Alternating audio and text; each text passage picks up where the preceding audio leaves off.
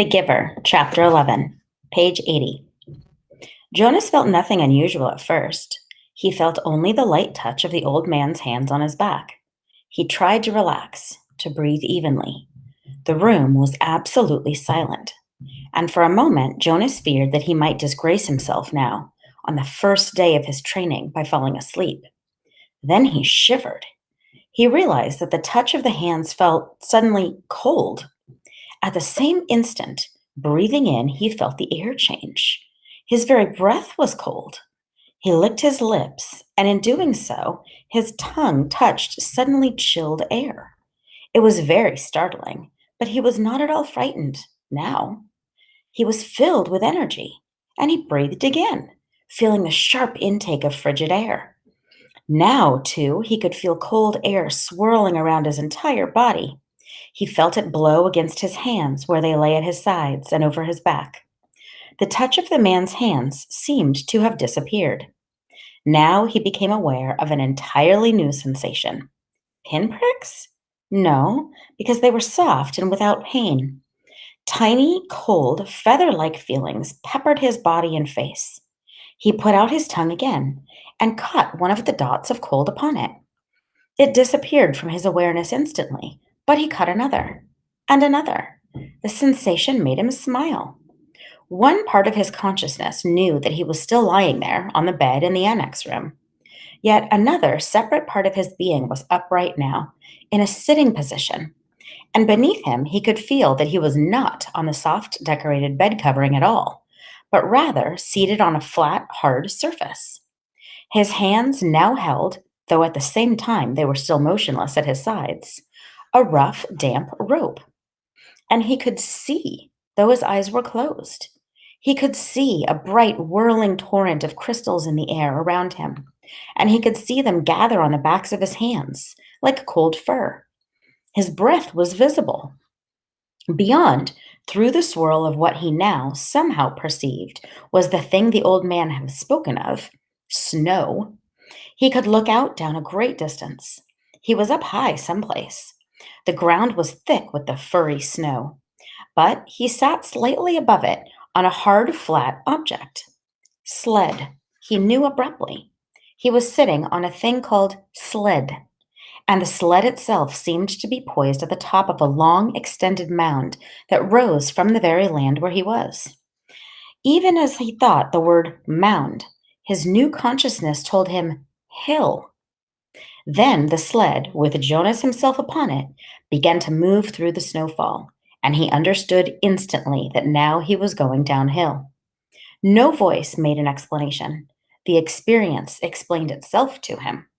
His face cut through the frigid air as he began the descent, moving through the substance called snow on the vehicle called sled, which propelled itself on what he now knew without a doubt to be runners. Comprehending all of those things as he sped downward, he was free to enjoy the breathless glee that overwhelmed him. The speed, the clear cold air, the total silence, the feeling of balance and excitement and peace. Then, as the angle of incline lessened, as the hill, flattened, nearing the bottom, the sled's forward motion slowed. The snow was piled now around it, and he pushed with his body, moving it forward, not wanting the exhilarating ride to end. Finally, the obstruction of the plied snow was too much for the thin runners of the sled, and he came to a stop. He sat there for a moment, panting, holding the rope in his cold hands. Tentatively, he opened his eyes. Not his slow hill sled eyes, for they had been opened throughout the strange ride. He opened his ordinary eyes and saw that he was still on the bed, that he had not moved at all. The old man, still beside the bed, was watching him. "How do you feel?" he asked. Jonas sat up and tried to answer honestly. "Surprised," he said after a moment. The old man wiped his forehead with his sleeve. "Whew," he said. "It was exhausting. But, even transmitting that tiny memory to you, I think it lightened me just a little." "Do you mean you did say I could ask questions?" The man nodded, encouraging his question. "Do you mean that now you don't have the memory of it, of that ride on the sled anymore?" "That's right. a little weight off this old body. But it was such fun. And now you don't have it anymore? I took it from you? But the old man laughed. All I gave you was one ride on one sled, in one snow, on one hill. I have a whole world of them in my memory. I could give them to you one by one 1,000 times, and there would still be more. Are you saying that we could do it again? Asked Jonas. I'd really like to. I think I could steer by pulling the rope. I didn't try this time because it was so new. The old man, laughing, shook his head. Maybe another day, for a treat. But there's no time, really, just to play. I only wanted to begin by showing you how it works. Now, he said, turning businesslike, lie back down. I want to. Jonas did. He was eager for whatever experience would come next. But he had suddenly so many questions. Why don't we have snow and sleds and hills? He asked. And when did we? In the past? Did my parents have sleds when they were young? Did you? The old man shrugged and gave a short laugh. No, he told Jonas. It's a very distant memory. That's why it was so exhausting. I had to tug it forward from many generations back. It was given to me when I was a new receiver, and the previous receiver had to pull it through a long period time too. But what happened to those things? Snow and the rest of it. Climate control. Snow made growing food difficult, limited the agricultural periods, and unpredictable weather made transportation almost impossible at times. It wasn't a practical thing, so it became obsolete when we went to sameness. And hills, too, he added. They made they made conveyance of goods unwieldy. Trucks, buses slowed them down. So he waved his hand as if a gesture caused hills to disappear. Sameness, he concluded. Jonas frowned. I wish we had those things still. Just now and then. The old man smiled. So do I, he said. But that choice is not ours. But, sir, Jonas suggested, since you have so much power. The man corrected him. Honor, he said firmly. I have great honor. So will you. But you will find that that is not the same as power. Lie quietly now. Since we've entered into the topic of climate, let me give you something else. And this time I'm not going to tell you the name of it because I want to test the receiving. You should be able to perceive the name without being told. I gave away snow and sled and downhill and runners by telling them to you in advance. Without being instructed, Jonas closed his eyes again. He felt the hands on his back again. He waited. Now it came more quickly, the feelings. This time the hands didn't become cold, but instead began to feel warm on his body. They moistened a little. The warmth spread, extending across his shoulders, up his neck, onto the side of his face. He could feel it through his clothed parts, too. A pleasant all over sensation, and when he licked his lips this time, the air was hot and heavy. He didn't move. There was no sled. His posture didn't change. He was simply alone someplace, out of doors, lying down, and the warmth came from far above.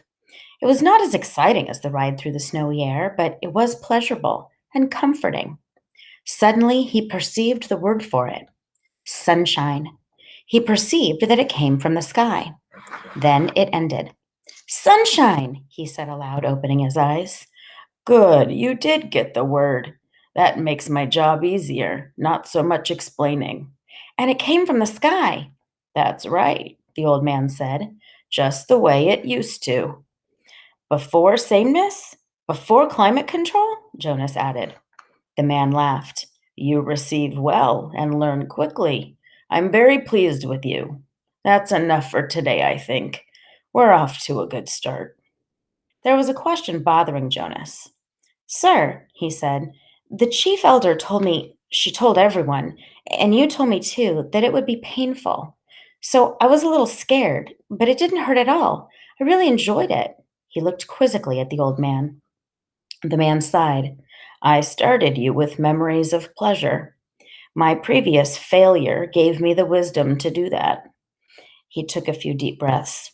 Jonas, he said, it will be painful, but it need not be painful yet. I'm brave. I really am. Jonas sat up a little straighter. The old man looked at him for a moment. He smiled. I can see that, he said. Well, since you asked the question, I think I have enough energy for one more transmission. Lie down once more. This will be the last today. Jonas obeyed cheerfully. He closed his eyes, waiting, and felt the hands again. Then he felt the warmth again, the sunshine again, coming from the sky of this other consciousness that was so new to him. This time, as he lay basking in the wonderful warmth, he felt the passage of time. His real self was aware that it was only a minute or two, but his other memory receiving self felt hours pass in the sun. His skin began to sting. Restlessly, he moved one arm, bending it, and felt sharp pain in the crease of his inner arm at the elbow. Ouch! He said loudly and shifted on the bed. Ow! He said, wincing at the shift, and even moving his mouth to speak made his face hurt. He knew there was a word, but the pain kept him from grasping it. Then it ended. He opened his eyes, wincing with discomfort. It hurt, he told the old man, and I couldn't get the word for it. It was sunburn, the old man told him. It hurt a lot, Jonas said, but I'm glad you gave it to me. It was interesting. And now I understand better what it meant that there would be pain. The man didn't respond. He sat silently for a second. Finally, he said, Get up now. It's time for you to go home. They both walked to the center of the room. Jonas put his tunic back on. Goodbye, sir, he said. Thank you for my first day. The old man nodded to him. He looked drained and a little sad. Sir, Jonas said shyly. Yes, do you have a question? It's just that I don't know your name.